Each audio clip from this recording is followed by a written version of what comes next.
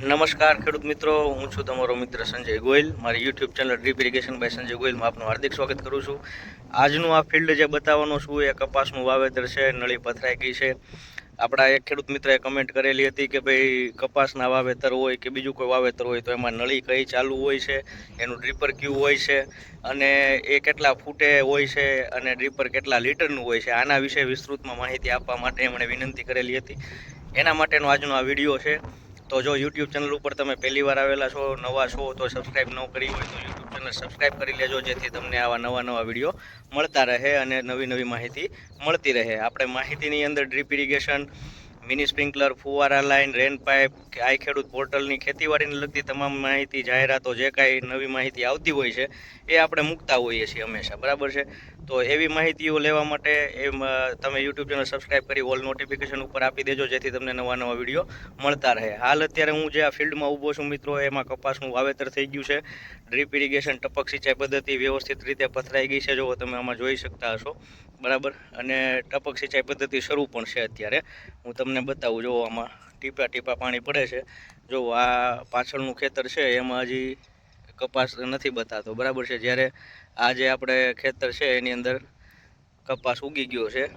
તો ટપક સિંચાઈ પદ્ધતિ હોય તો પહેલો ફાયદો આપણને એ જ થાય છે કે આપણું બિયારણ ફેલ જતું નથી. એ હું દર વખતે એને હંમેશ માટે કહેતો હોઉં. જુઓ તમે, આ ટપકમાંથી ટીપું પાણી પડે છે અને છોડ પાસે જ પડે છે.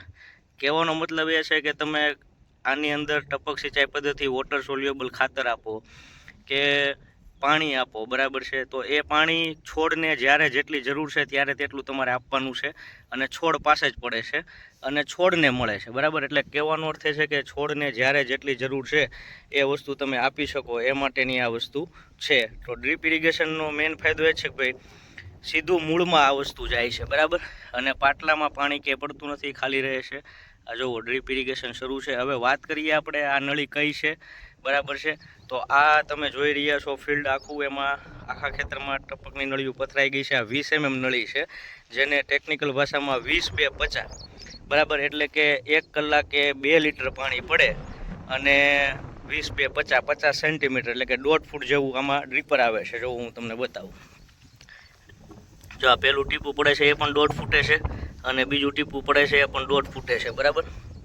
એટલે કે આ 20 mm નળી છે. 20 mm નળીની લંબાઈ મિત્રો 492 ફૂટ તમે વધુમાં વધુ આંકી શકો છો. એટલે કે 500 ફૂટ સુધી તમે લાંબો સાહ હોય તો એક સેટેથી તમારે ફિટિંગ કરવું હોય તો તમે 20 mm નળી વાપરી શકો છો. અને કપાસ માટે આ બેસ્ટ નળી છે, જેને આપણે કહીએ છીએ 20-2-50, બરાબર, 50 સેન્ટીમીટર વાળી.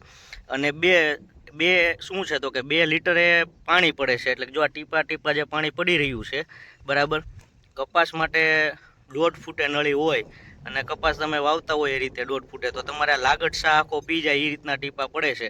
અને જે ટીપા પડી રહ્યા છે એ 1 કલાક પાણી આમને સતત ચાલુ રહે, એટલે 1 કલાકમાં 2 લીટર પાણી પડે. એટલે એને 20 mm નળી, 2 લીટરનું ડ્રીપર અને 50 સેન્ટીમીટર એટલે કે 1.5 ફૂટે આ ડ્રીપર આવે છે. એટલે સાદી ભાષામાં આપણે કહીએ 1.5 ફૂટે ડ્રીપર છે અને ટેકનિકલ ભાષામાં કહીએ છીએ 20-2-50. એટલે કે 20 mm નળી છે.